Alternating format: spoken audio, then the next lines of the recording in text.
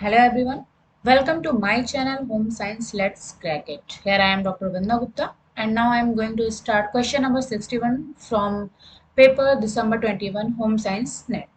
चलिए फिर स्टार्ट करते हैं।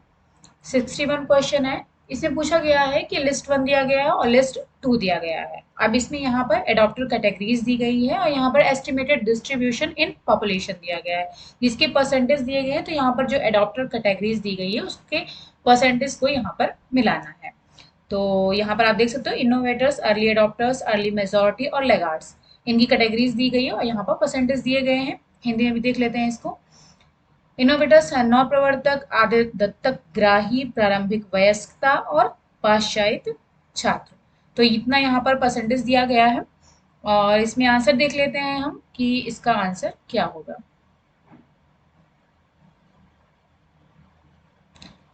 तो इसका राइट आंसर जो है वो सेकंड है, सेकंड आंसर। ठीक है, यानी कि ए में सेकंड है, बी में फर्स्ट है, सी में फोर्थ है और डी में थर्ड है। तो यहां से आप मिला सकते हो इसको। नवप्रवर्तक यानी कि ए में आपका सेकंड हो जाएगा 2.5%, यानी जो इनोवेटर्स हैं वो 2.5% है। और बी यानी आर्य दत्तक ग्राही, अर्ली एडॉप्टर्स, इन्हें कह सकते हैं। तो बी में फर्स्ट हो जाएगा 13.5%। और प्रारंभिक वयस्कता यानी कि अर्ली मेजॉरिटी, तो सी में फोर्थ हो जाएगा यानी कि 34%। सॉरी, हाँ हाँ, तो यहाँ पर आ जाएगा 34%, ये सी हो जाएगा। और पाश्चात्य छात्र यानी कि लेगार्ड्स का दिया गया है डी में थर्ड, यानी कि ये आ जाएंगे 16%। इंग्लिश में भी देख लेते हैं इसको। यहाँ पर इनोवेटर्स आपके थे 2.5%। ठीक है, अर्ली अडॉप्टर्स थे कितने, यहाँ पर आपका 13.5% है। और अर्ली मेजॉरिटी है 34% और लेगार्ड्स हैं 16%। डी, ठीक है, बी ए डी सी। तो ये आप देख सकते हो बी ए डी सी, ये आपका राइट आंसर है। अब यहाँ पर मैं आपको पिक्चर भी दिखा देती हूँ, इससे आपको थोड़ा सा और क्लियर हो जाएगा। यहाँ पर आप देख सकते हो, ये इसको डिफ्यूजन ऑफ इनोवेशन बोलते हैं। ठीक है, जो ये दिया गया है इनोवेटर्स, अर्ली अडॉप्टर, जो परसेंटेज दिए गए हैं, ये डिफ्यूजन ऑफ इनोवेशन बोला जा रहा है। डिफ्यूजन ऑफ इनोवेशन का मतलब है जब भी कोई नया आइडिया, नया विचार आता है, तो उसको जो लोग हमारी सोसाइटी में, समाज में लोग किस तरीके से उसको अडॉप्ट करते हैं। ठीक है, यानी कि हर किसी का परसेंटेज अलग होता है, हर किसी का जो मेंटल स्टेटस होता है, या फिर आप कह सकते हो कि उनकी जो इंटेलिजेंसी होती है वो सेम नहीं होती है। सबका अडॉप्ट करने का जो परसेंटेज है वो अलग, कोई पहले अडॉप्ट कर लेता है और कोई लेट में अडॉप्ट करता है किसी नए विचार को। तो यहाँ पर दिया गया है जो इनोवेटर्स हैं वो 2.5% इनका परसेंटेज दिया गया है। ठीक है, यहाँ पर इनका 2.5% है, यानी कि सबसे जो पहले जो विचारों को प्राप्त करते हैं या फिर ग्रहण करते हैं, कह सकते हैं, उनको इनोवेटर्स बोलते हैं, जिनका परसेंटेज होता है 2.5%, यानी कि सबसे कम यही होते हैं। इनको हम कह सकते हैं यहाँ पर I am a risk taker, यानी कि ये रिस्क लेते हैं। यानी कि आप जैसे कि आप कोई बिजनेस अगर स्टार्ट करना हुआ तो वो रिस्क ले करके वो काम करते हैं, चाहे आगे हानि हो उनकी, चाहे वो लाभ हो, लेकिन वो रिस्क लेते हैं। ऐसे लोग केवल 2.5% के होते हैं। उसके बाद में आता है अर्ली अडॉप्टर्स जो कि 13.5% होते हैं। ठीक है, इसके बाद में ये आते हैं, यानी कि ये I want to have a go, यानी कि ये रिस्क लेना चाहते हैं। तो इसके बाद में सेकंड नंबर पर ये आ जाते हैं जो कि सबसे अर्ली अडॉप्टर्स, यानी कि सबसे पहले ही अडॉप्ट करते हैं। इनोवेटर्स तो रिस्क टेकर होते ही हैं ये, लेकिन परसेंटेज बहुत कम होता है। इसके बाद में 13 जो 5% होते हैं वो अर्ली अडॉप्टर्स होते हैं। उसके बाद में आते हैं अर्ली मेजोरिटी, यानी कि मेजोरिटी में सबसे पहले ये रहते हैं। इनका परसेंटेज है 34%। ठीक है, अब यहाँ पर what's going on over there, यानी कि ये जो अर्ली मेजोरिटी होती है जिनका परसेंटेज 34% है, ये जो है जब कुछ लोग नए विचार को अडॉप्ट कर लेते हैं उसके बाद में उस विचार को ये अडॉप्ट करते हैं। और जो लेट मेजोरिटी है इनका भी परसेंटेज सेम है 34, अर्ली मेजोरिटी और लेट मेजोरिटी, ये दोनों का ही परसेंटेज सेम है, 34% है। अब यहाँ पर आप देख सकते हो oh well everyone else is doing it, यानी कि जब ज्यादातर लोग, यानी कि आप कह सकते हो कि हर कोई जब नए विचार को अडॉप्ट कर चुका होता है, उसमें क्या रिस्क है और क्या प्रॉफिट है, क्या हानि है, जब इन्हें ये सब कुछ इनको पता चल जाता है उसके बाद में ये उसको अडॉप्ट करते हैं। इसीलिए इनको लेट मेजॉरिटी बोलते हैं, ठीक है। और ये लगार्ड्स जो कि सबसे पीछे होते हैं, ये 16% होते हैं। यहाँ पर देख ले, जस्ट लीव मी अलोन, यानी कि ये सबसे लास्ट में होते हैं। ये जब सारे के सारे अडॉप्ट कर चुके हैं तो ये सबसे पीछे रह जाते हैं, ये कह सकते हैं। ओके, चलिए अब आते हैं नेक्स्ट क्वेश्चन पर। आई थिंक आपको समझ में आ गया होगा, ये इसको डिफ्यूजन ऑफ इनोवेशन बोलते हैं। इनोवेशन का मतलब है नए विचार को अडॉप्ट करना, उसको जब नए विचार का प्रसार होता है, डिफ्यूजन होता है, तो किस तरीके से लोग उसको अडॉप्ट करते हैं। फिर आता है 62 क्वेश्चन है, ये टेक्सोनॉमी से है। Arrange the following terms in the increasing order of complexity as per the Bloom's taxonomy of objectives। यहाँ पर creating, applying, understanding, evaluating और analyzing दिया गया है, ठीक है। निम्नलिखित पदों को उद्देश्यों के ब्लूम वर्गीकरण विज्ञान के अनुसार जटिलता के बढ़ते क्रम में व्यवस्थित करना है, ठीक। तो यहाँ पर आप हिंदी में भी देख सकते हो इसको। आंसर इसका देख लेते हैं। तो इसका जो राइट आंसर है वो है तीसरा, इट मीन्स CBEDA। तो यानी कि इसकी जटिलता के बढ़ते हुए क्रम में इसको जो है अरेंज करना है। तो यहाँ पर CBEDA ये आप जो है राइट आंसर है। तो इसको मैं यहाँ पर इसके थ्रू देख लेते हैं। तो सबसे पहले हम यहाँ पर ये चीज देख लेते हैं कि जो ब्लूम्स की टेक्सोनॉमी है, ठीक है, तो उसके 3 आधार दिए गए हैं, 3 पक्ष दिए गए हैं, ज्ञानात्मक पक्ष, भावात्मक पक्ष और क्रियात्मक पक्ष। जो ज्ञानात्मक पक्ष है वो ब्लूम के द्वारा 1956 में दिया गया था। इसमें भी कई सारी चीजें हैं, ज्ञान, बोध, अनुप्रयोग, विश्लेषण, संश्लेषण, मूल्यांकन। ये 1956 या 55 आप कह सकते हो। और ये दूसरा भावात्मक पक्ष दिया गया क्रथवाल एवं मारिया के द्वारा 1964 में दिया गया था। इसमें 5 पॉइंट से अभिग्रहण, अनुक्रिया करना, अनुमूल्यन, संगठन, चरित्र निर्माण। और जो क्रियात्मक पक्ष है वो सिम्पसन के द्वारा दिया गया 1969 में दिया गया था।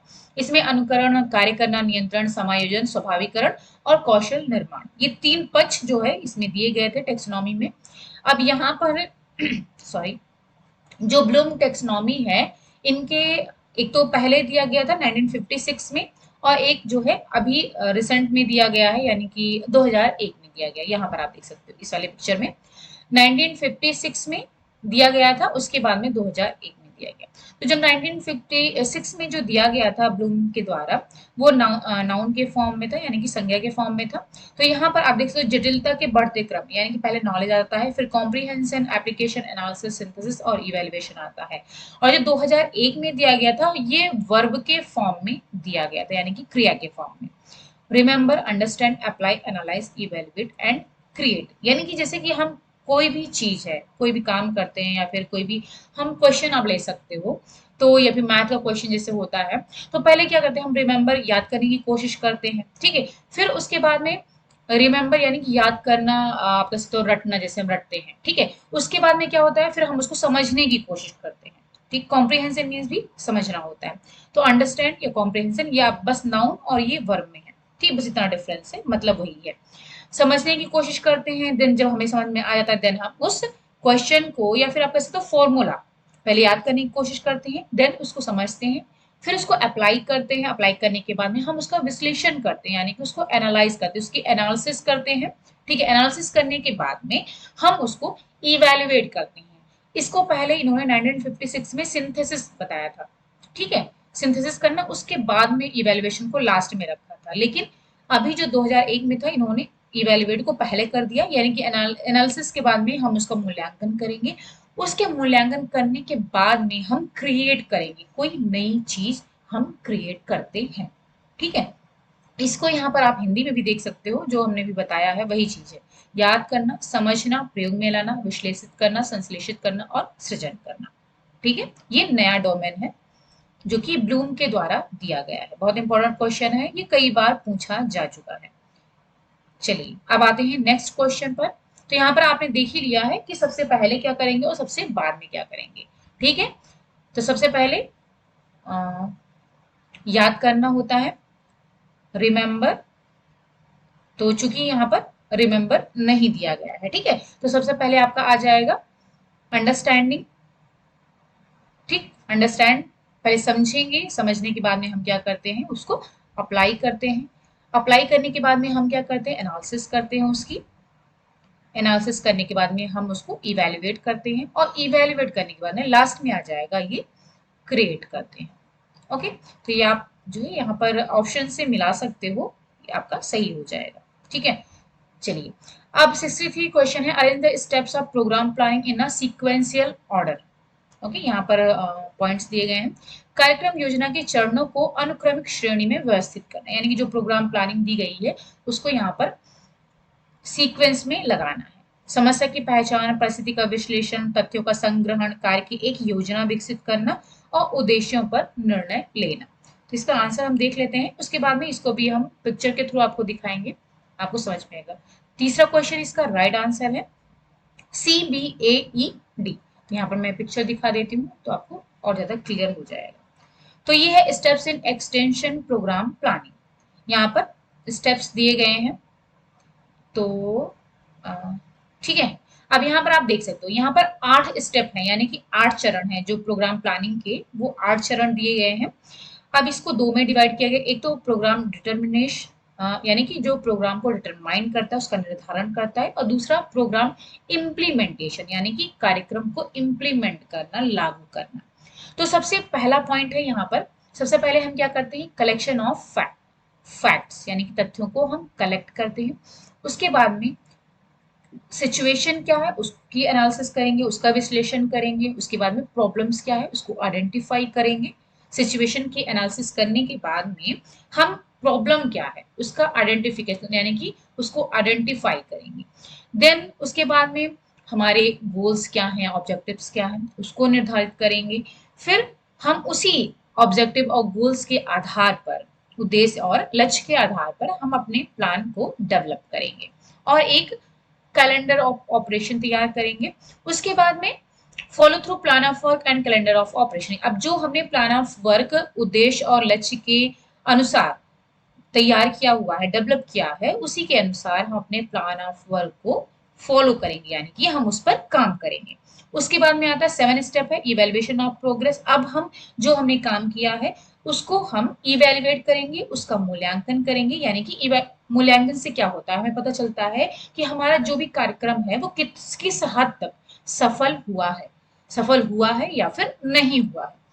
अगर सफल हुआ है देन कोई प्रॉब्लम नहीं है, अगर नहीं सफल हुआ है देन हम दोबारा से इसको रिकंसीडर करेंगे कि प्रॉब्लम कहाँ कहाँ पर आई है और उस प्रोग्राम को हम रिवाइज करेंगे। यानी कि जो भी काम हमने किया है अगर उसमें कोई दिक्कत आ गई है, कोई समस्या आ गई है, वो हमारा कार्यक्रम फेल हो गया है, देन हम उसको फिर से रिकंसीडर करेंगे और उसको रिवीजन करेंगे और फिर से हम ये स्टेप्स अप्लाई करेंगे, पहला दूसरा जैसे अभी हमने किया। तो इस तरीके से ये साइकिल चलती रहती है प्रोग्राम प्लानिंग की। ओके, चलिए आई थिंक अब आपको समझ में आ गया होगा कि किस तरीके से होगा। तो यहाँ पर आप इसको अरेंज कर सकते हो, यहाँ पर हमने आपको बता दिया है। चलिए अब आते हैं 64 क्वेश्चन पर। अब यहाँ पर 2 स्टेटमेंट दिए गए, एक असर्शन है और दूसरा रीजन है। Strategy for behaviour change must include providing communication that might trigger individuals to make decisions. Reasons है कि internal and external factors may serve as cues to action. Hindi में देख लेते हैं। अभिकथन है कि व्यवहार परिवर्तन हेतु कार्य नीति में संचार प्रदान करना अवश्य सम्मिलित होना चाहिए जो व्यक्तियों को निर्णय लेने के लिए निरंतर क्रियाशील कर सकता है। तर्क है कि आंतरिक और बाह्य कारक कार्रवाई के संकेत के रूप में काम कर सकते हैं। तो इसका राइट आंसर हम देख लेते हैं क्या है। तो पहला है, यानी कि पहला का मतलब है कि दोनों ही सही है। Both A and R are correct and R is the correct explanation of A, यानी कि अभिकथन भी सही है और उसका तर्क भी सही है। चलिए अब आते हैं नेक्स्ट क्वेश्चन पर। Which one of the following is not the characteristic of scientific research. जैसा कि आप लोगों ने कहा था कि थोड़ा सा छोटा रहता है, फॉन्ट इसका दिखाई नहीं पड़ता है, इस वजह से हम इसको थोड़ा सा मैक्सिमाइज कर दे रहे हैं, इससे आप लोगों को कोई दिक्कत ना हो। निम्नलिखित में से कौन सा वैज्ञानिक अनुसंधान की विशेषता नहीं है? ठीक है, नहीं है पूछा गया है, तो राइट आंसर देख लेते हैं। एक मिनट, राइट आंसर इसका है चौथा। तो यहाँ पूछा गया विशेषता नहीं है वैज्ञानिक अनुसंधान की, प्रिसीजन, ऑब्जेक्टिविटी, सिस्टमेटाइजेशन और स्पेकुलेशन। यानी कि अब यहाँ पर जो हमने आंसर देखा था वो था चौथा, यानी कि अनुमान मात्र। स्पेकुलेशन मीन्स अनुमान, यानी कि जब भी हम कोई साइंटिफिक रिसर्च करते हैं तो परिशुद्धता तो होती ही है, ऑब्जेक्टिविटी यानी कि वस्तुनिष्ठता भी होती है, और सिस्टमेटाइजेशन भी होता है, लेकिन हम अनुमान नहीं लगाते। साइंटिफिक रिसर्च में हम अनुमान के आधार पर रिसर्च नहीं करते हैं। तो यहाँ पर पूछा गया था कि विशेषता नहीं, तो ये राइट आंसर है, स्पेकुलेशन। 66 क्वेश्चन है कि identify the pure research problem from the following, निम्नलिखित में से विशुद्ध शोध समस्या को पहचानना है। तो राइट आंसर इसका तीसरा है। तीसरा यानी कि estimating time and energy consumption in use of solar cooker, सौर कुकर के सोलर कुकर के प्रयोग में समय और ऊर्जा के उपभोग का आकलन करना। तो ये जो है आपका विशुद्ध शोध समस्या है, ठीक है।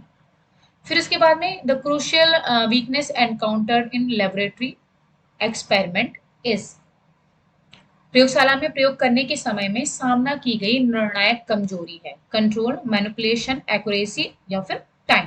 तो यहाँ पर राइट आंसर क्या होगा आपका, पहला आ जाएगा, यानी कि कंट्रोल, नियंत्रण। प्रयोगशाला में प्रयोग करने के समय में सामना की गई जो निर्णायक कमजोरी है वो क्या है, नियंत्रण, यानी कि कंट्रोल।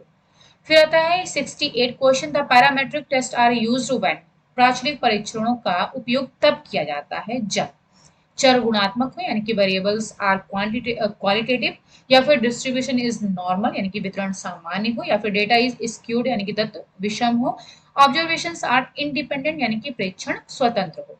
तो कब जो है पैरामेट्रिक टेस्ट का यूज किया जाता है, राइट आंसर इसका दूसरा है, यानी कि डिस्ट्रीब्यूशन जब नॉर्मल होता है तब जो है पैरामेट्रिक टेस्ट का यूज किया जाता है। तो यहाँ पर हम थोड़ा सा आपको डिफरेंस दिखा देते हैं पैरामेट्रिक टेस्ट और नॉन पैरामेट्रिक टेस्ट में।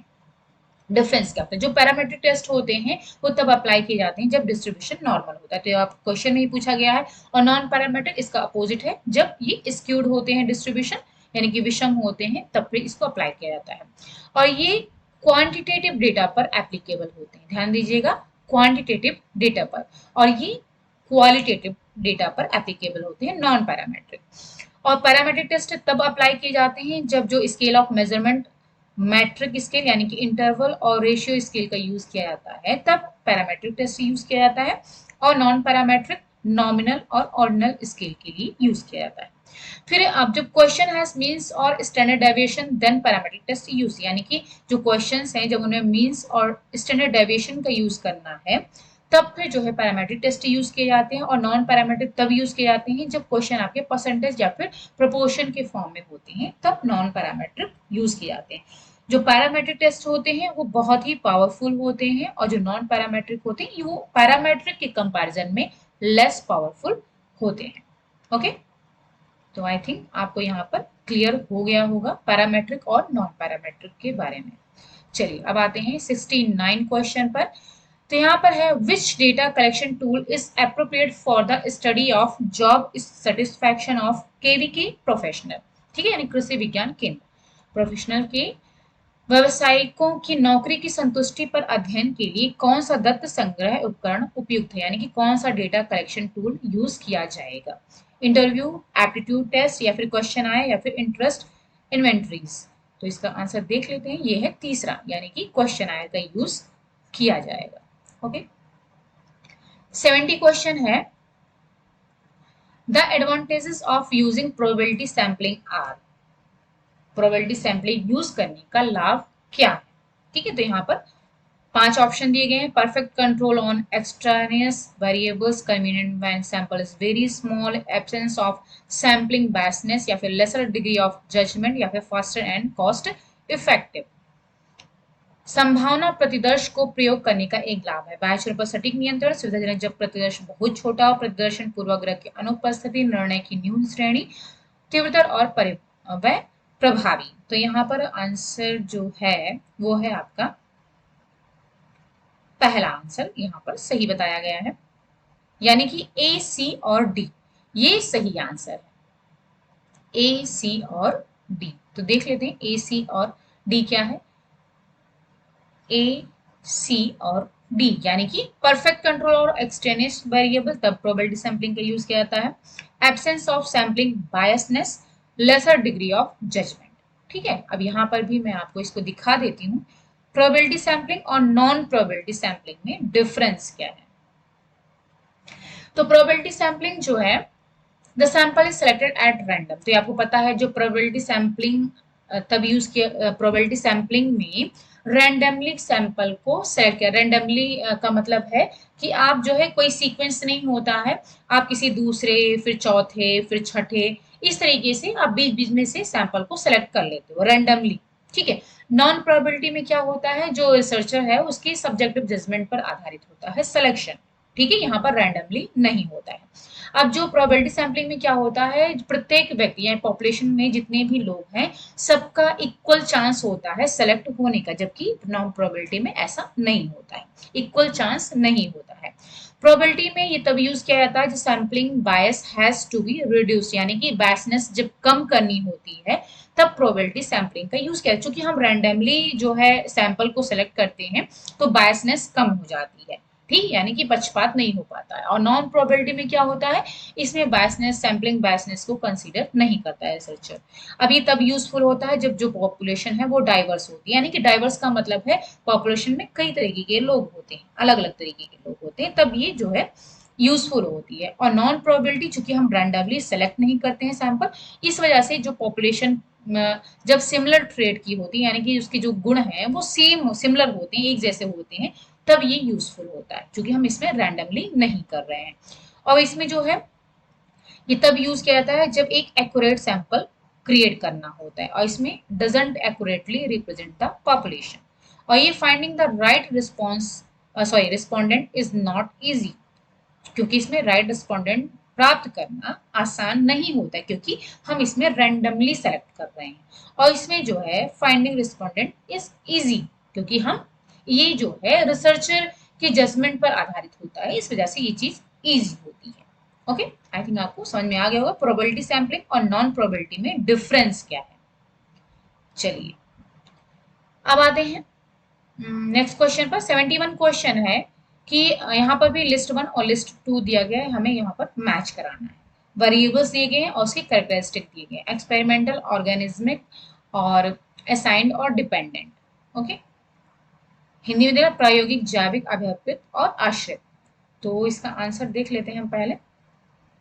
जिसका राइट आंसर है वो है ऑल। ऑल का मतलब है यानी कि सारे, इसमें से जो भी पहला, दूसरा, तीसरा या चौथा, किसी ने जो भी कोई भी लगाया हुआ है वो सही है। ठीक है, यानी कि इसमें कोई भी एक ऑप्शन सही ऐसा नहीं है कि जो कि सही हो। ठीक है, चलिए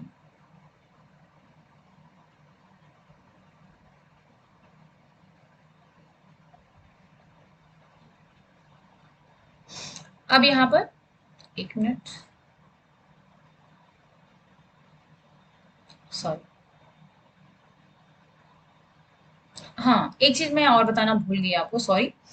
जो सैम्पलिंग मेथड अभी हमने प्रोबेबिलिटी और नॉन प्रोबेबिलिटी पढ़ा है, प्रोबेबिलिटी को रैंडमली और नॉन प्रोबेबिलिटी को नॉन रैंडम बोलते हैं। इसके एग्जांपल्स भी दिए गए जो प्रोबेबिलिटी सैम्पलिंग का यूज किया जाता है, उसमें सिंपल रैंडम सैम्पलिंग का यूज किया था, systematic, stratified, cluster sampling, area sampling और मल्टी स्टेज सैम्पलिंग का यूज किया जाता है। और नॉन प्रोबेबिलिटी में judgement sampling, convenience, quota sampling, panel sampling, snowfall sampling का यूज किया जाता है। ठीक है, ये इसके एग्जाम्पल हैं प्रोबेबिलिटी और नॉन प्रोबेबिलिटी के।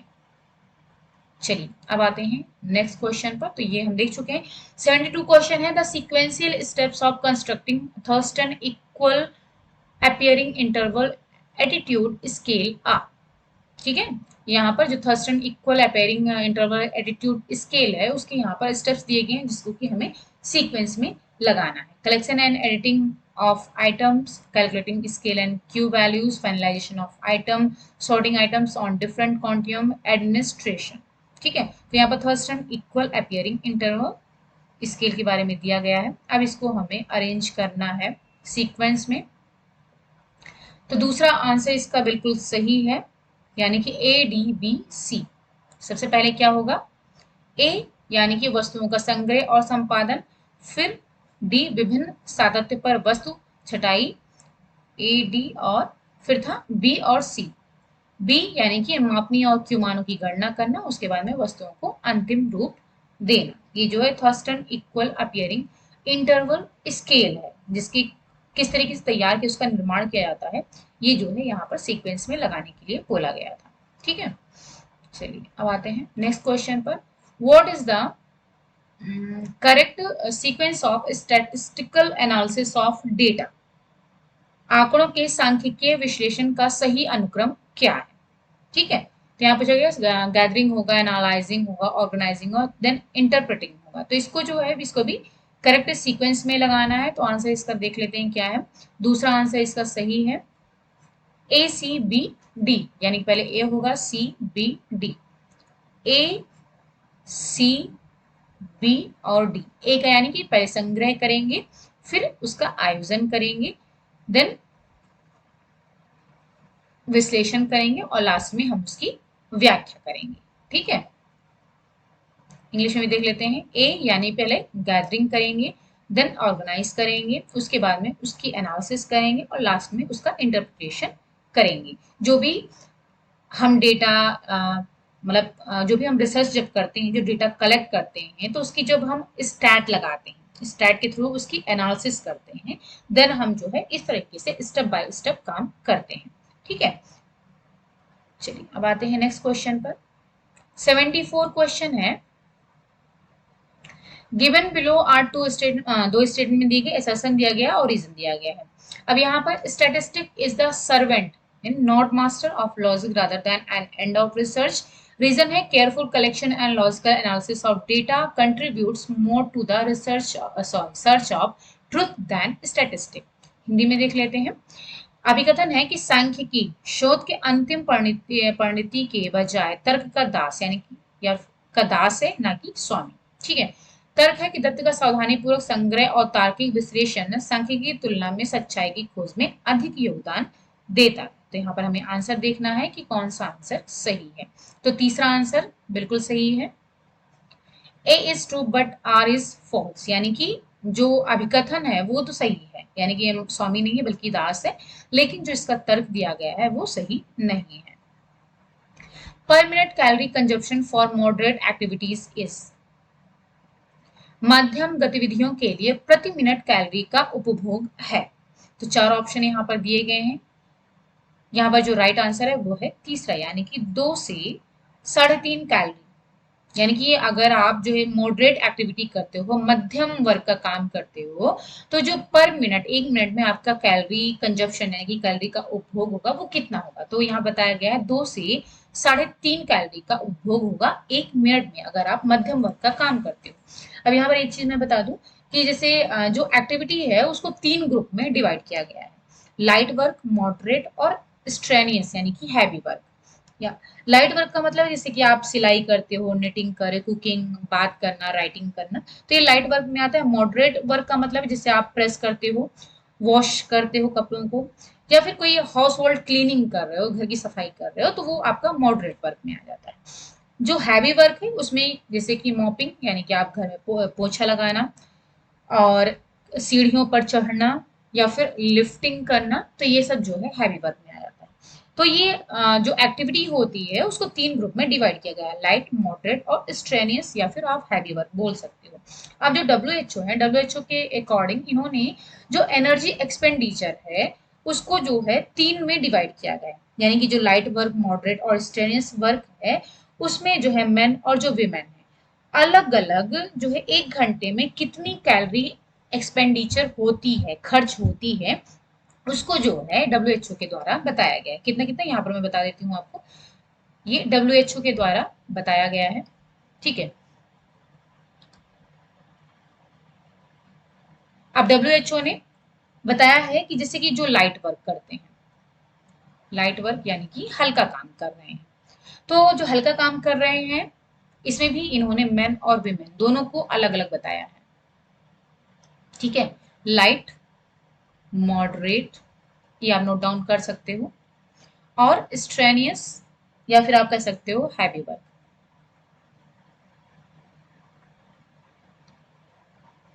NUOUS है। ठीक है, तो अब यहाँ पर मेन और विमेन का है, तो जो डब्ल्यूएचओ ने बताया है तो लाइट वर्क के लिए बताया है कि मेन जो है वो 140 यानी कि 140 कैलोरी पर आवर। अब यहाँ पर जो इन्होंने बताया है वो कैलोरीज पर आर, यानी कि 1 घंटे में इन्होंने बताया। जो यहाँ पर क्वेश्चन पूछा गया है वो पर मिनट पूछा गया है, ठीक है। और यहाँ पर जो WHO ने बताया है वो पर आर बताया, तो आप इसको 60 से डिवाइड करके पर मिनट निकाल सकते हो, ठीक है। 140 यानी कि 140 कैलोरी खर्च होगी 1 घंटे में अगर कोई आदमी लाइट वर्क करता है। अगर वुमेन करती है तो उसका जो खर्च होगा वो है 100 कैलोरी पर आवर। मॉडरेट के लिए यहाँ पर बताया गया है 175 कैलोरी, ठीक है।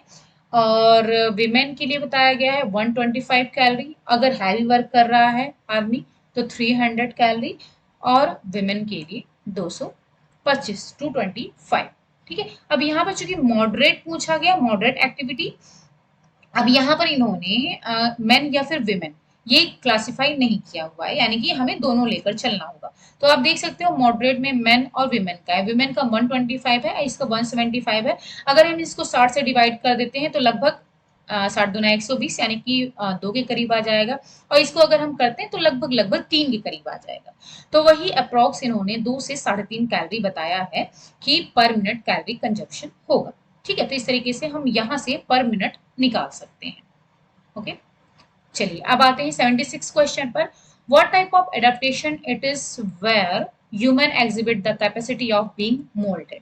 यह किस प्रकार का अनुकूलन है जहां मानव सांचे में ढाले जाने की क्षमता प्रदर्शित करते हैं। जेनेटिक यानी कि आनुवंशिक, या फिर प्लास्टिसिटी, एक्लेमेटाइजेशन, या फिर बिहेवियरल एडाप्टेशन, ठीक है। तो आंसर हम इसका देख लेते हैं। ये है दूसरा यहाँ पर आंसर है, यानी कि प्लास्टिसिटी।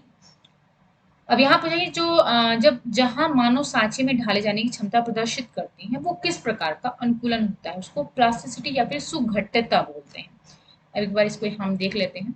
अनुकूलन होता क्या है, यानी कि एडाप्टेशन किसको कहते हैं। एडाप्टेशन का मतलब है कि जब जैसे कोई भी जीव या फिर सभी जीव अपने अस्तित्व को बनाए रखने के लिए या फिर अपने वंश को आगे बढ़ाने की का जो प्रयास करते हैं, यानी कि जिस इन्वायरमेंट में वो रह रहे हैं, जिस माहौल में वो रह रहे हैं, उसी के अनुसार अपने आप को ढाल लेते हैं, उसके योग्य बना लेते हैं। तो इस पूरी प्रक्रिया को अनुकूलन कहा जाता है, ठीक है। अब जो अनुकूलन है इसमें क्या होता है, जो जीव हैं वो अपनी प्रजनन की क्षमताओं में भी परिवर्तन ला सकते हैं, और जो उनको अपने पूर्वज यानी कि माता पिता से जो उनको गुण मिले हैं उसमें भी बदलाव हो सकता है। क्योंकि जो भी हमें अपने पेरेंट्स से गुण मिलते हैं, तो जब उसको हमें प्रॉपर उस जो हमारे अंदर गुण हैं हमें पेरेंट्स से मिले हुए हैं, तो अगर उस गुण को हमें अच्छे से ढालना है या फिर निखारना है, तो जब तक हमें उसके लिए प्रॉपर इन्वायरमेंट नहीं मिलेगा तब तक वो हमारा गुण उभर करके सामने नहीं आता है, ठीक है। तो जब हमारे अंदर कोई भी क्वालिटी हो, अगर जिस तरीके का हमें वातावरण मिलता है हम उसी तरीके से ढल जाते हैं, ठीक है। यानी कि सिर्फ हेरिडिटरी जो गुण होते हैं हमारे अंदर वही काफी नहीं है, बल्कि हम उसके लिए इन्वायरमेंट का होना भी जरूरी है। यानी कि हेरिडिटरी और इन्वायरमेंट दोनों ही इम्पोर्टेंट होता है किसी भी व्यक्ति के या फिर जीव के वृद्धि और विकास के लिए, दोनों ही इम्पोर्टेंट होता है। तो यहाँ बताया गया है कि जो पूर्वज से मिले हुए गुण है उसमें भी बदलाव हो सकता है, यानी कि हम वातावरण के अनुसार उसको अडॉप्ट कर लेते हैं, ठीक है। अब यहाँ पे जैसे बताया गया है, एग्जाम्पल दिया गया है कि मरुस्थलीय जो इलाका होता है वहां पर जहाँ की पानी की अत्यधिक कमी होती है, ठीक है। तो पानी की जहाँ पर अत्यधिक कमी होती है वहां कुछ प्रजाति के जो पौधे होते हैं अपनी पत्तियों के किनारों पर एक ऐसे द्रव का निर्माण करते हैं जिससे वाष्पोत्सर्जन के अंतर्गत, यानी कि वाष्प का जो उत्सर्जन होता है उसके अंतर्गत पानी की हानि कम से कम हो सके, ठीक है। तो उनको जीवित रहने के लिए ऐसा करना पड़ता है। और सील जैसा जो समुद्री प्राणी है जो अधिकतर ठंडे इलाकों में पाया जाता है, उसकी त्वचा की निचली परत मोटी होती है जिससे कि वो चल पाता है, ठीक। मानव में अगर अनुकूलन की हम बात करें तो अत्यधिक ऊंचाई पर जो रहने वाले मनुष्य हैं उन्हें अधिक ऑक्सीजन की जरूरत होती है, क्योंकि ऊंचाई पर वायुमंडलीय जो दबाव होता है वो कम हो जाता है। इसलिए मनुष्य का जो शरीर है वो स्वतः ही लाल रुधिर कणिकाओं को बढ़ाकर एवं श्वसन की दर को तेज कर देता है, जिससे शरीर की ऑक्सीजन की कमी दूर हो जाती है और सांस लेने में तकलीफ नहीं होती है। तो क्या है, जहां पर व्यक्ति जैसा इन्वायरमेंट मिल रहा है उसी के अनुसार अपने आप को ढाल ले रहा है। अब जो अनुकूलन है वो उसके भी 3 प्रकार हैं। एक तो संरचनात्मक होते हैं, व्यवहारात्मक होता है और शारीरिक अनुकूलन होता है, यानी कि 3 प्रकार का अनुकूलन होता है। अब यहाँ पर जो क्वेश्चन आया था वो था प्लास्टिसिटी का सुघट्यता। तो सुघट्यता अगर बात करें तो यहाँ पर आप देख सकते हो कि अगर जो पौधों का एग्जाम्पल लिया गया है कि पौधे विभिन्न प्रकार की उनमें जो संरचनाओं का विकास होता है, ठीक है। तो वो जैसे जैसे पौधे वृद्धि करते जाते हैं, अलग अलग अवस्थाओं में पहुंचते हैं, अलग अलग वातावरण की के द्वारा उनकी प्रतिक्रिया होती है, तो उसके द्वारा उनके अंदर जो अलग अलग संरचनाओं का विकास हो रहा है वो विभिन्न प्रकार का होता है। इसी को प्लास्टिसिटी या फिर सुघट्यता कहते हैं। इस तरीके से मनुष्य में भी होता है। ठीक है। तो यहाँ पर बताया गया है मानव सांचे में ढाले जाने की जो क्षमता है वही प्लास्टिसिटी कहलाती है। ठीक है। चलिए अब आते हैं 77 क्वेश्चन पर। क्वाटरनरी पर्पल इज चतुष नील लोहित है क्या है, यहाँ पर पूछा गया है। ठीक है। तो आंसर इसका चौथा है 3R plus 3B plus 2Y। तो यहाँ पर हम बताते हैं ये है क्या। तो ये आपका क्वाटरनरी कलर होते क्या है, mixture of two tertiary colours gives a quaternary, यानी कि दो टर्सरी कलर्स को जब हम मिला देंगे तो उसको क्वाटरनरी कलर बोलते हैं। अब जो क्वाटरनरी कलर होते हैं वो तीन होते हैं, ग्रीन, पर्पल और ऑरेंज, और मच न्यूट्रलाइज्ड यानी कि इसमें न्यूट्रलाइज उदासीन कलर मिलाए जाते हैं। अब इनको जो है और भी इनके नाम है, ऑलिव, प्रून और बफ भी इनको कहते हैं। अब जो क्वाटरनरी से अब यहाँ पर क्वाटरनरी ग्रीन है, क्वाटरनरी पर्पल है, क्वाटरनरी ऑरेंज है। तो यहाँ पर जो क्वेश्चन पूछा गया हमारे से वो है क्वाटरनरी पर्पल। तो यहाँ पर आप देख सकते हो जो रेड कलर से हाईलाइट है।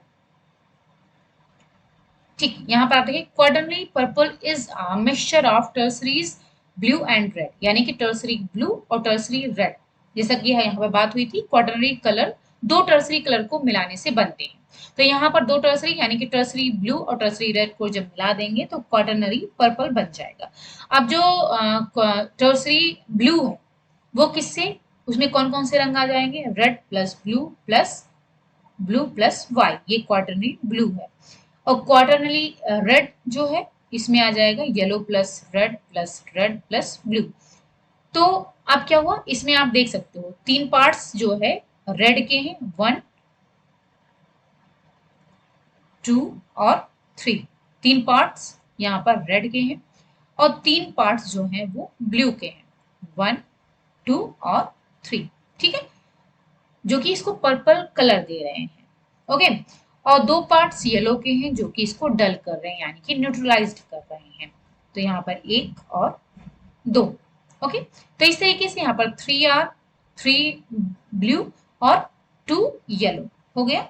ओके, यही क्वेश्चन पूछा गया है। इसी तरीके से यहाँ पर क्वाटरनरी अगर हम ऑरेंज की बात करें तो यहाँ पर टर्सरी येलो और टर्सरी रेड मिलाया जाता है, और क्वाटरनरी ग्रीन की बात करें तो टर्सरी ब्लू और टर्सरी येलो मिलाया जाता है। ओके। तो यहाँ पर है 3R 3B और 2Y जो कि हमारा आंसर है। 78 क्वेश्चन देख लेते हैं।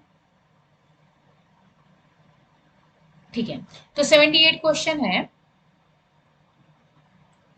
general guidelines of work height for the task where there is frequent use of eyes and infrequent use of hands are। प्रत्येक हेतु कार्योपयुक्त ऊंचाई जहां आंखों का सतत प्रयोग होता है और हाथों का विरल प्रयोग होता है कि सामान्य दिशा निर्देश हैं।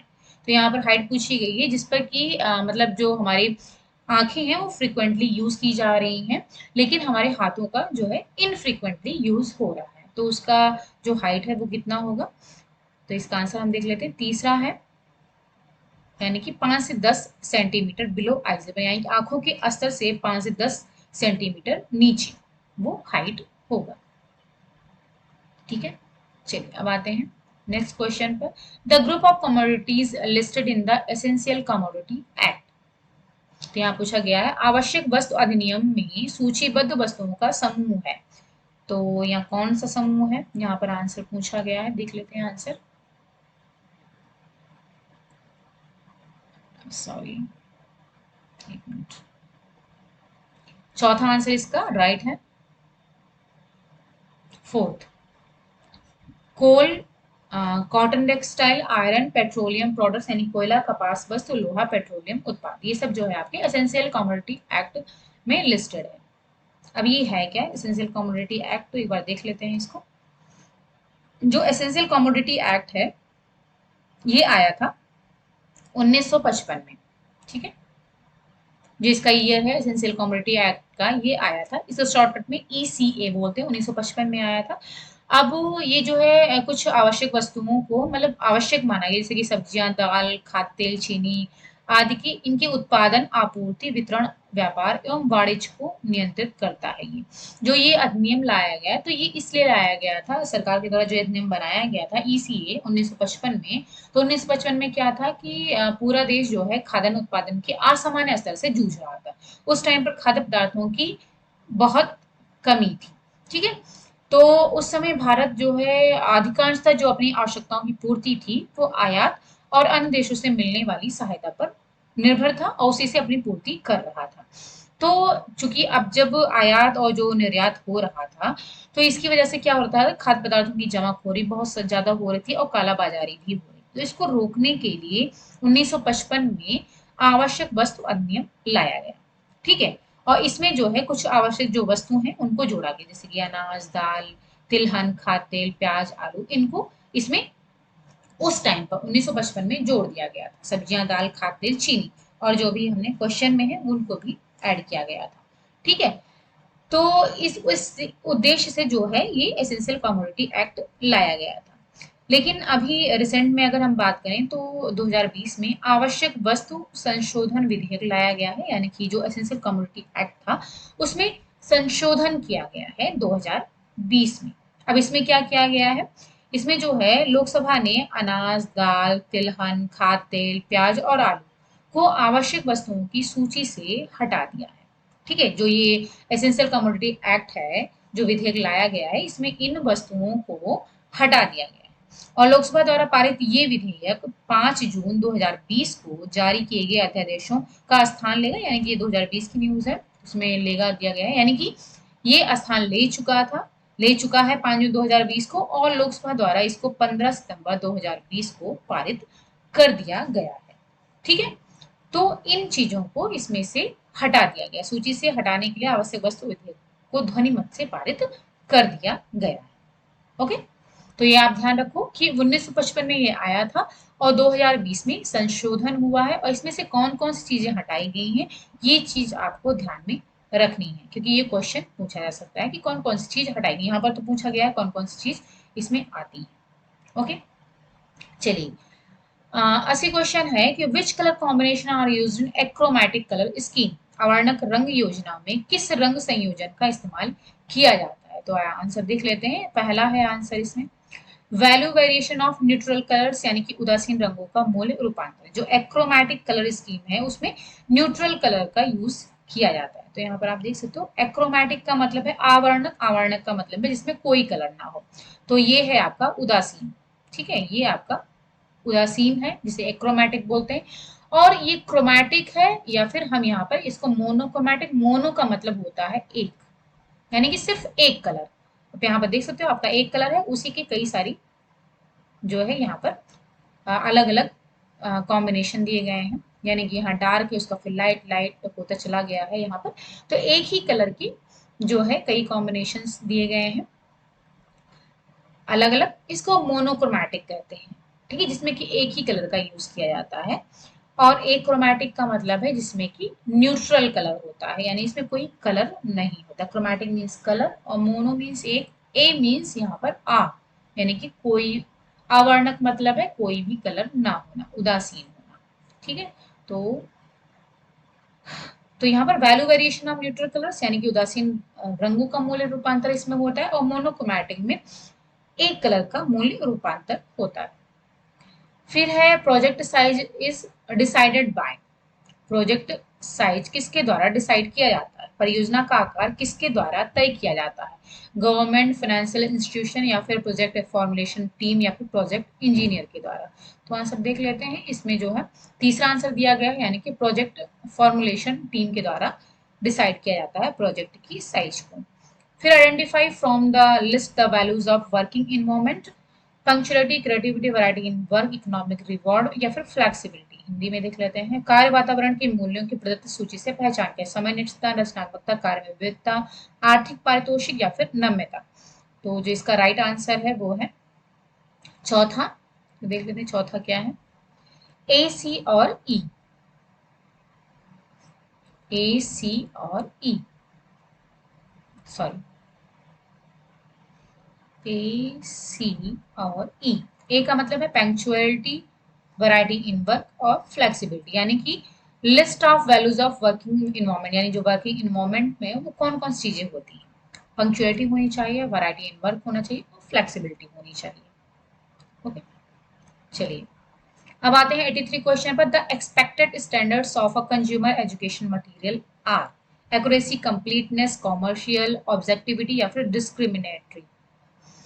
तो उपभोक्ता शिक्षा सामग्री के अपेक्षित मानक क्या है, देख लेते हैं इसका आंसर हम। दूसरा है इसका राइट आंसर, ए, बी और D.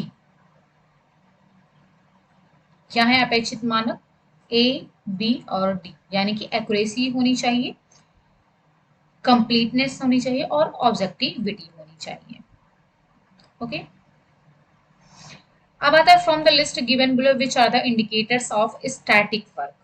Increased muscle blood flow या फिर sustained muscle contraction, increased muscle oxygen consumption या फिर ऑक्सीजन इंडिपेंडेंट एनर्जी प्रोडक्शन या फिर glycogen and blood sugar is use to produce energy. ठीक है, नीचे दी गई सूची से स्थैतिक कार्य के संकेतक कौन है। ठीक है, तो आंसर देख लेते हैं यहाँ पर। जो इसका आंसर है वो है चौथा, ए, बी और डी। ए, बी और डी है, यानी कि increased muscle blood flow, sustained muscle contraction और ऑक्सीजन इंडिपेंडेंट एनर्जी प्रोडक्शन। एक मिनट, एक बार मैं आंसर फिर से चेक कर लेती हूँ। हाँ, ए, बी और डी बताया गया है, सही है। हिंदी में देख लेते हैं। ए का मतलब है, सॉरी, मांसपेशियों का संवर्धित रक्त प्रवाह, मांसपेशियों में अविच्छिन्न संकुचन और ऑक्सीजन मुक्त ऊर्जा उत्पादन, ये स्थैतिक कार्य के संकेतक हैं। अब स्थैतिक कार्य है क्या, तो यहाँ पर देख लेते हैं। स्थैतिक कार्य यानी कि स्टैटिक वर्क। तो जो वर्क होता है वो दो टाइप का होता है, स्टैटिक और डायनामिक। ठीक है, यानी कि आप कह सकते स्टैटिक और गतिशील बोल सकते हो। तो दो टाइप के मसल वर्क होते हैं, मसल एक्टिविटीज से हम कह सकते हैं that apply to all work we do. यानी कोई भी हम काम करते हैं तो दो टाइप से हमारी जो मसल है वो एक्टिविटी करती है, या तो स्टैटिक या फिर डायनामिक। स्टैटिक का मतलब है muscle remains contracted for a period of time, यानी कि जब आप जैसे चेयर पर बैठ करके आप कंप्यूटर चला रहे होते हो तो उसमें क्या होता है, आप एकदम स्ट्रेट बैठे होते हो, कोई मूवमेंट नहीं होता है। ठीक है, तो हमारी जो मसल होती हैं वो रिमेन, जो कॉन्ट्रैक्ट रहती हैं। ठीक है, लगातार एक पीरियड ऑफ टाइम में लगातार वो कॉन्ट्रैक्ट होती हैं, यानी कोई मूवमेंट नहीं होता है। अब एग्जांपल यहाँ पर दिया गया है, holding a picture against a wall, यानी कि आप कोई पिक्चर दीवार पर लेकर के खड़े हो तो आप स्ट्रेट रहोगे, बिल्कुल कोई मूवमेंट नहीं करोगे। स्टैंडिंग इन वन प्लेस, एक जहां पर आप खड़े हो, फिर पुशिंग अ हैवी लोड। ठीक है, डायनेमिक का मतलब there is regular contraction and relaxation of a muscle that results in movement, यानी कि जब भी आप ऐसा कोई काम गतिशील होता है, यानी कि आपकी मसल जो है वो कॉन्ट्रैक्ट भी कर रही है, यानी कि संकुचित भी हो रही है और रिलैक्स भी हो रही है। ठीक है, विश्राम भी कर रही है, तो संकुचन भी हो रहा है और प्रसारण भी हो रहा है, तो उसको डायनेमिक बोलते हैं, डायनेमिक मूवमेंट। जैसे कि पुलिंग ओपन अ ड्रॉअर और वॉकिंग अप स्टेयर्स, अब सीढ़ियों पर चलते हो तो क्या होता है कि मूवमेंट भी हो रहा है, यानी मसल जो कॉन्ट्रैक्ट भी करती है और रिलैक्स भी होती है, तो उसको डायनेमिक वर्क बोलते हैं। और स्टैटिक का मतलब है जब कोई मूवमेंट नहीं होता। अब यहाँ पर एक पिक्चर हमने बहुत ज्यादा क्लियर तो नहीं है, लेकिन आप समझ सकते हो, जैसे कि ये देख रहे हो, ये बहुत सारे बॉक्सेस को उठाया हुआ है एक व्यक्ति। तो जो इसकी आर्म है, आर्म मसल्स हैं, वो आर डूइंग स्टैटिक वर्क, यानी कि अब आप कोई भारी चीज अगर उठाते हो तो आपके जो आर्म की मसल्स होती हैं वो बिल्कुल स्ट्रेट रहती हैं, जिस पोजीशन में होंगी वैसे ही रहेंगी, उसमें कोई मूवमेंट नहीं होगा। ठीक, क्योंकि आपने हैवी चीज को उठाया हुआ है। लेकिन जो आपके, आप पैरों से चलने का काम कर रहे हो, तो जो लेग मसल्स हैं आर डूइंग डायनामिक वर्क, यानी कि वो कभी स्ट्रेट हो रही हैं, कभी मुड़ रहे हैं, आपके पैर कभी मुड़ रहे हैं, कभी स्ट्रेट हो रहे हैं, तो यानी कि उसमें मूवमेंट हो रहा है। ठीक है, गतिशील है, तो उसको डायनामिक वर्क बोलते हैं। ओके, आई थिंक आपको समझ में आ गया होगा। तो यहाँ पर संकेतक पूछा है स्थैतिक कार्य के, तो क्या है, मांसपेशियों का संवर्धित रक्त प्रवाह होता है, संवर्धित। ठीक है, और मांसपेशियों का अविच्छिन्न संकुचन होता है और ऑक्सीजन मुक्त ऊर्जा का उत्पादन होता है। चलिए अब आते हैं 85 क्वेश्चन पर, थोड़ा छोटा कर लेते हैं।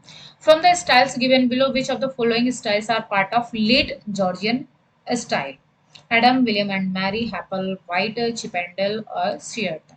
नीचे दी गई शैलियों में से कौन सी निम्नलिखित शैलियां लेट जॉर्जियन स्टाइल का भाग है, एडम, विलियम और बैरी, और ये ठीक है पढ़ चुके हैं। तो आंसर इसका जो है वो दूसरा है, ए, सी, डी और ई, यानी कि एक को छोड़ा गया है, ए, सी, डी और ई, ये चारों हैं, विलियम और मैरी इनको छोड़ दिया गया है। तो यहाँ पर पूछा गया है कि जो लेट जॉर्जियन स्टाइल है उसके कौन कौन से भाग, उनकी शैलियों में कौन कौन सी शैलियों का यूज किया गया है लेट जॉर्जियन स्टाइल में। तो जो लेट जॉर्जियन स्टाइल था वो जो है फर्नीचर डिजाइन के लिए या फिर घर को डिजाइन करने के लिए ये स्टाइल का यूज किया जाता है। तो जो फर्नीचर डिजाइन में अलग अलग तरीके से और जो मेमोरेबल यादगार स्टाइल्स हैं उनका यूज किया जाता है इस डिजाइन में। अब इसमें क्या है, जो थॉमस चिपेंडल, तो इनके क्या है कॉम्प्लिकेटेड, इनकी लाइंस जो इन्होंने कॉम्प्लिकेटेड लाइंस जो है दिया था। तो जो थॉमस चिपेंडल हैं इनकी, इनके द्वारा दी गई जो कॉम्प्लिकेटेड लाइंस ऑफ पीसेस है उनका यूज किया जाता है, ठीक है। और जो रॉबर्ट एडम हैं इनके क्लासिकल इन्फ्लुएंस का यूज किया जाता है इन स्टाइल में, जो लेट जॉर्डन स्टाइल है उनमें इन सब का यूज किया जाता है। और स्ट्रेट सिंपल लाइन वर्क जो है ये जॉर्ज हेपल वाइट और थॉमस शेरेटन इनके द्वारा दिया गया है। तो इन सबको मिला करके जो है, जो कोई भी फर्नीचर डिजाइन किया जा रहा है या फिर घर का डिजाइन किया जा रहा है तो फिर जो है इनका यूज किया जाता है अलग अलग स्टाइल का। तो ये जो है इनके द्वारा दी गई स्टाइल्स हैं जिनका की यूज किया जाता है। अब ये जो है इंटीरियर डेकोरेशन के लिए यूज किया जाता है, यानी कि अगर घर का कोई घर तैयार करना है तो उसके लिए जो जो अलग अलग स्टाइल्स इनके द्वारा दी गई हैं उनको, उनका यूज किया जाता है घर के लिए या फिर जो है कोई फर्नीचर डिजाइन करेंगे। तो यहाँ पर आप एक देख सकते हो जो ये बुक केस डिजाइन किया गया है 1776 में। तो ये एडम के द्वारा डिजाइन किया गया है और प्रोबेबली ये किसके द्वारा बनाया गया है, थॉमस चिपेंडल के द्वारा इसको बनाया गया है और एडम के द्वारा इसको डिजाइन किया गया है। तो आप देख सकते हो ये डिजाइन, ठीक है। अब यहाँ जो जॉर्जियन होम थे वो जो है सिंप्लिसिटी, पावर, प्रेस्टीज और स्टेबिलिटी के लिए जाने जाते थे। और जो अर्ली जॉर्जियन पीरियड में क्या था, प्रोपोर्शन जो होता है वो की फैक्टर होता था, ठीक है। अब जो गॉर्जियन स्टेट्स थे look classical architecture as an inspiration, as a result many grander mansion of Georgian era, यानी कि जो जॉर्जियन के टाइम पर जो बहुत कई महल बनाए जाते थे तो उनमें क्या होते थे, कॉलम्स होते थे और क्लासिकल मोटिव्स होते थे। और बाद में क्या है, it began to have several important influence, इसमें और भी कई सारी चीजें जोड़ी गई हैं। Georgian design began to be used for smaller house के लिए भी इनका ये पहले महल के लिए ही यूज किया जाता था। उसके बाद में क्या हुआ, धीरे धीरे से छोटे घरों के लिए भी इनका यूज किया जाने लगा इन स्टाइल का, और became more standardized and have precise elements. और इसमें और भी एलिमेंट्स ऐड किए गए जैसे कि वॉलपेपर है, चिनोसेरी है और सास विंडोज है। तो जो चिनोसेरी है ये क्या है, ये चाइना से लिया गया स्टाइल है जिसको कि बाद में यूज किया जाएगा। वॉलपेपर्स का, चिनोसेरी का और विंडोज का यूज किया जाने लगा। तो ठीक है, जो ये लेट जॉर्जियन स्टाइल है तो ये इंटीरियर डिजाइन के लिए, डेकोरेशन के लिए इसमें कई सारे स्टाइल्स को ऐड करके यूज किया जाता है, जिसमें कि एडम, हैपलवाइट, चिपेंडल और सियर्टन की स्टाइल यूज की जाती है। ओके, अब 86 क्वेश्चन है। यहाँ पर मैं कोशिश कर रही हूँ कि आपका ये कंप्लीट कर दूँ आज। तो 86 क्वेश्चन है, यहाँ पर लिस्ट 1 और लिस्ट 2 दिए गए हैं, प्रोजेक्ट अप्रेजल डायमेंशन दिए गए हैं, यहाँ पर लिस्ट 2 इनकी एक्टिविटी दी गई है। तो यहाँ पर अलग अप्रेजल है और इसकी एक्टिविटी दी गई है, ठीक है। तो इसका आंसर देख लेते हैं क्या है। दूसरा आंसर इसका सही है। ओके, यानी कि आर्थिक मूल्य सॉरी निरूपण में क्या हो जाएगा, ये पांचवा आएगा, ये है ए, ठीक है। प्राथमिकता के आधार पर प्रयोग संकेतित करता है, जो आर्थिक मूल्य निरूपण है। फिर है तकनीकी मूल्य निरूपण में क्या होता है, कौन सी गतिविधियां होती हैं, परियोजना की मापनीय और अपनाई गई प्रक्रिया इसमें आ जाती है। फिर सी में पहला है संगठनात्मक मूल्य निरूपण में, इसमें उपयुक्तता की जांच की जाती है। और प्रबंधकीय मूल्य निरूपण में क्या होता है, इसमें फोर्थ है पर्याप्तता और क्षमताओं की समीक्षा की जाती है। और संक्रियात्मक मूल्य निरूपण में क्या होता है, इसमें 6 है परियोजना की क्षमता का न्याय किया जाता है। और वित्तीय मूल्य निरूपण में क्या होता है, वित्तीय व्यवहार्यता निर्धारित करता है, ठीक है। इसी को आप इंग्लिश में भी देख सकते हो, चलिए अब आते हैं 87 क्वेश्चन पर। यहाँ पर भी लिस्ट वन लिस्ट टू दिया गया है। यहाँ पर कई सारी जो है ऑप्शन दिए गए हैं और लिस्ट टू में उसका प्रभाव दिया गया है, यानी वो है क्या। ठीक है, तो आंसर देख लेते हैं इसका क्या होगा। चौथा आंसर इसका सही है, तो ये फिलहाल इजी है, आप सभी को पता है। ए में चौथा है, यानी कि देखती हूँ इसको थोड़ा बड़ा करती हूँ। हाँ, ए में चौथा है, यानी कि एल नीनो। इसमें क्या आ जाएगा, चौथा, यानी कि पूर्वी प्रशांत के तापमान में आवधिक वृद्धि को कहते हैं। ठीक है, ए में चौथा है और बी में तीसरा। ग्रीन हाउस इफेक्ट, यानी कि आप सभी जानते हो, कार्बन डाइऑक्साइड और इसी तरह की अन्य गैसों के पृथक कार्य प्रभाव के कारण पृथ्वी के वायुमंडलीय तापमान की प्रगामी तापमान वृद्धि, इसको ग्रीन हाउस इफेक्ट बोलते हैं। सी में मरुस्थलीकरण है। मरुस्थलीकरण का मतलब है कि कभी उर्वर रही भूमि का निम्न कोटिकृत करना। एक बार देख लेते हैं, सी में फिफ्थ सही है। ठीक है, कभी उर्वर रही भूमि का निम्न कोटिकृत करना, उसको बोलते हैं मरुस्थलीकरण। और निर्वनीकरण, यानी कि डिफॉरेस्टेशन, तो इसमें आ जाएगा एक प्रथा और प्रक्रिया जो भूमि के गैर वन प्रयोग हेतु दीर्घकालिक परिवर्तन की ओर प्रवृत्त होती है। ठीक है, इसको निर्वनीकरण बोलते हैं। और सहयोजिता, तो ये आता है एक अन्योन क्रिया जहां एक जीव दूसरे जीव को लाभकारी रूप से प्रभावित करता है। ठीक है, तो इसको आप जो है इंग्लिश में भी मैच करा सकते हो। 88 question, arrange the steps of organization process in sequence, delegating the work, grouping activities, delegation of authority, identifying and classifying the activities और coordination। तो इसको एक साथ संगठन प्रक्रिया के चरणों को अनुक्रम में व्यवस्थित करना है। आंसर देख लेते हैं, तो पहला आंसर इसका सही है। पहले आ जाएगा डी, यानी कि ये ए आ जाएगा, सॉरी यहाँ पर ए नहीं, यानी कि ये पहला है, गतिविधियों की पहचान करेंगे और उसका वर्गीकरण करेंगे। उसके बाद में बी आ जाएगा समूहन गतिविधियां, यानी कि उसको उसकी ग्रुपिंग, ग्रुप में डिवाइड करेंगे। फिर उसके बाद में सी आएगा, यानी कि प्राधिकार का प्रत्यायोजन। इसको भी इंग्लिश में भी देख लेते हैं, हिंदी थोड़ी टफ है। फिर ए काम सौंपना। उसके बाद में ई, यानी कि फिफ्थ समन्वयक।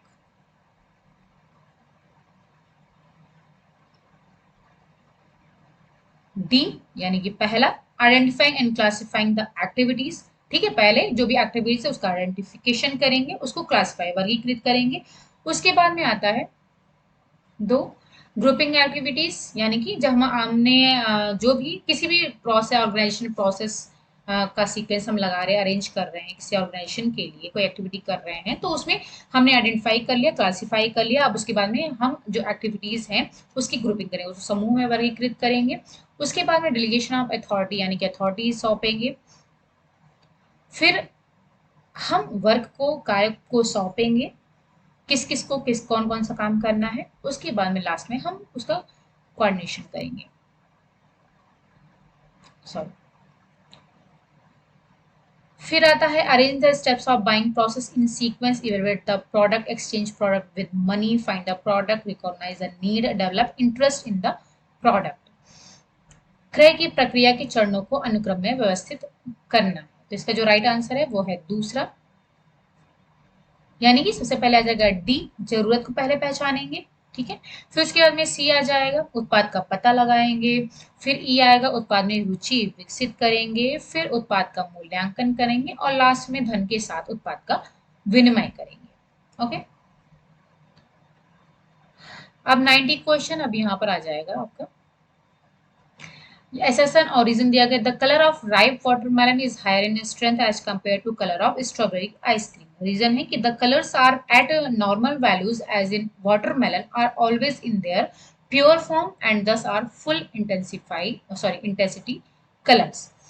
अभी कथन है, स्ट्रॉबेरी आइसक्रीम के रंग की तुलना में पके हुए तरबूज के रंग की शक्ति अधिक होती है। तर्क है कि सामान्य मूल्य पर जैसे कि तरबूज के रंग हमेशा अपने शुद्ध रूप में होते हैं और इस प्रकार पूर्ण तीव्रता वाले रंग होते हैं। तो देखते हैं इसका आंसर क्या है।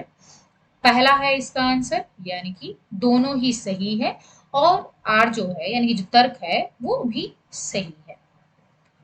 अब यहाँ पर पैरा स्टार्ट हो गया है, ठीक है। तो यहाँ पर हम पैरा नहीं पढ़ रहे हैं, पैरा पढ़ेंगे तो बहुत ज़्यादा टाइम लग जाएगा। क्वेश्चन हम सॉल्व करा दे रहे हैं, बहुत ही वैसे इजी इजी क्वेश्चंस दिए गए हैं। बच्चों के प्रति की गई खतरनाक चीजों में से कौन एक है जो चुपचाप कई बच्चों की क्षमता और विकास की लहर को तेजी से समाप्त करता है? Which is one of the dangerous things done to the children that silently kills the potential and development spurt of many children? Child rights, child abuse, sex education या फिर चाइल्ड प्रोटेक्शन? तो चाइल्ड राइट्स, चाइल्ड अब्यूज, बाल अधिकार तो उनके होते हैं, यौन शिक्षा भी उनके लिए अच्छी है और बाल संरक्षण भी अच्छा है, लेकिन क्या चीज गलत है जो कि उनकी क्षमता और विकास की लहर को तेजी से समाप्त कर देता है? तो वो है चाइल्ड एब्यूज। तो आंसर भी देख लेते हैं, दूसरा आंसर इसका सही है, ठीक है। फिर सेम पैरा है। अब यहाँ पर चूंकि ऐसा दिया गया है, this is not the right of a child, यह बच्चे का अधिकार नहीं है। लेकिन जो यहाँ पर ऑप्शन दिए गए हैं कि जैसे कि right to free and compulsory elementary education for all children between the age group 6 to 14 years, right to be protected from being abused and forced by economic necessity to enter an occupation unsuited to their age or strength, or right to be protected from any hazardous employment till the age of 16 years, or right to equal opportunity and facilities to develop in a healthy manner, ये चारों की चारों जो है ये right है, ये right of a child दिया गया है, ठीक है, ये राइट्स है। लेकिन यहाँ पर जो क्वेश्चन पूछा गया है कि कौन सा बच्चे का अधिकार नहीं है, चूंकि क्वेश्चन एक गलत है, यहाँ पर नॉट नहीं होना चाहिए मेरे अकॉर्डिंग टू मी, यहाँ पर ये नहीं नहीं होना चाहिए, ठीक है। यहाँ पर क्वेश्चन होना चाहिए कि ये बच्चे का अधिकार है, तो जो इसका आंसर हो जाएगा वो आ जाएगा आपके सारे के सारे, ठीक है, ऑल, यानी कि सारे। तो चूंकि ये क्वेश्चन ही गलत है, अब यहाँ पर पूछा गया है कि अधिकार नहीं है, जबकि जो चारों ऑप्शन दिए गए हैं वो बच्चे के अधिकार हैं। तो इस वजह से यहाँ पर अगर चारों में से किसी ने भी कोई भी ऑप्शन लगाया हुआ है तो उसको सही कर दिया गया है, ठीक है। अब यहाँ पर आप देख सकते हो, यहाँ पर ही दिया गया है, साफ साफ दिया गया है कि सभी बच्चों को कुछ अधिकारों को प्रत्याभूति देता है, जिसमें सम्मिलित है पहला 6 से 14 वर्ष की आयु वर्ग के सभी बच्चों के लिए मुफ्त और अनिवार्य प्रारंभिक शिक्षा का अधिकार, 14 वर्ष की आयु के लिए खतरनाक रोजों सुरक्षित रहने का अधिकार, उनकी आयु शक्ति के लिए व्यवस्था में प्रवेश करने की आर्थिक अनुमति और यौन शोषण से संरक्षित होने का अधिकार, और चौथा, तो चारों ऑप्शन दिए गए हैं तो ये इनके अधिकार है, इस वजह से इसको चारों, अगर किसी ने भी कोई भी लगाया है ऑप्शन तो वो सही है। फिर आता है child abuse occurs in India but is not reported and children fail to protest because. पूछा गया है कि बाल यौन शोषण भारत में होता है परंतु प्रतिवेदित नहीं किया जाता, यानी कि रिपोर्ट नहीं किया जाता है, और बच्चे विरोध करने में विफल रहते हैं, क्यों? क्योंकि आंसर इसका है दूसरा, चिल्ड्रन आर इग्नोरेंट, यानी कि बच्चे अज्ञानी, चूंकि बच्चों को अपने अधिकारों का पता नहीं होता है, वो अवेयर नहीं होते, उनके पास ये नॉलेज नहीं होती है, इस वजह से जो है उनके साथ जो है वो विरोध करने में विफल रहते हैं। ओके, चलिए अब आता है फोर्थ को, पूछा गया है यहाँ पर the full form of UNCRC is, UNCRC का पूर्ण रूप क्या है, ठीक है। तो इसका राइट आंसर दूसरा है, United Nations convention on rights of healthy child, ठीक है, United Nations convention on the rights of the child, rights of the child, sorry healthy child नहीं, राइट्स ऑफ द चाइल्ड होगा, तो ये यूएनसीआरसी का full form है, ठीक है।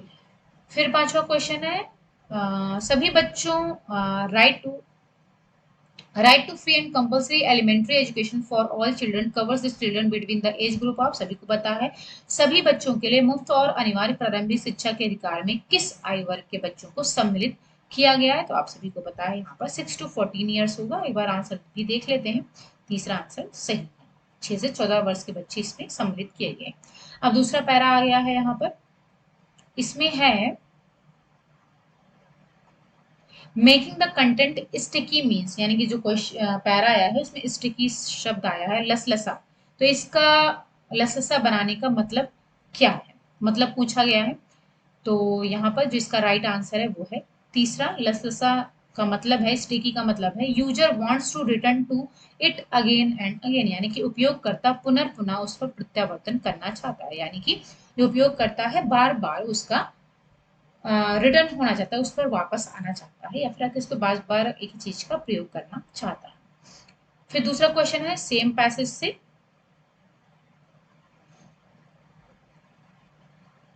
Mobile Kunji is an innovative audio visual job aid developed by, एक नवोन्मेषी दृश्य शून्य कार्य सहायक मोबाइल कुंजी किसके द्वारा विकसित की गई है? किसके द्वारा विकसित की गई है देख लेते हैं। यहाँ पर चौथा है बीबीसी मीडिया एक्शन के द्वारा इसको विकसित किया गया है, ये पैरा में दिया गया है। फिर तीसरा आंसर है इसी पैरा से, which three numbers are needed to be kept in mind, किन तीन संख्याओं को ध्यान में रखने की जरूरत है? तो आंसर इसका है दूसरा। तीन संख्या कौन कौन सी? Hospital, transportation and community health worker, इनको ध्यान में रखने की जरूरत है। तो ये आपका, ये यहाँ पर देखिए तीन दूरभाष संख्याओं को ध्यान में रखना, चिकित्सालय, परिवहन और सामुदायिक स्वास्थ्य कार्यकर्ता को ध्यान में रखने की जरूरत है। चलिए फिर नेक्स्ट क्वेश्चन है इसी पैरा से, mobile Kunji has a potential to be used as, mobile Kunji में क्षमता है कि उसका प्रयोग इस रूप में हो सके, किस रूप में हो सके? आंसर देख लेते हैं इसका। तीसरा आंसर है यानी कि ए, बी और डी। किस रूप में? स्वास्थ्य कर्मियों के लिए क्षमता निर्माण उपकरण है ये, स्वास्थ्य कर्मियों को शिक्षित करने के लिए उपकरण है, और लोगों को प्रत्यक्ष रूप से सूचित करने के लिए उपकरण है। कौन? मोबाइल कुंजी, ए, बी और डी।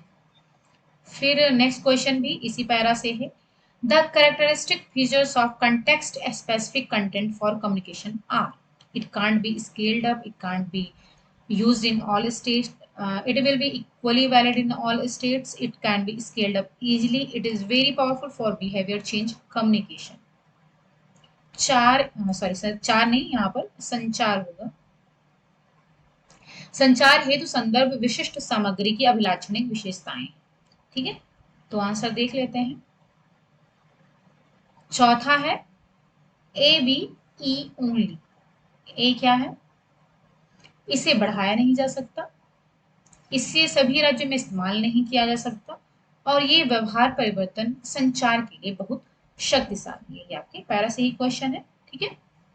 चलिए तो यहाँ पर हमारा ये जो 100 क्वेश्चन थे वो कंप्लीट होते हैं।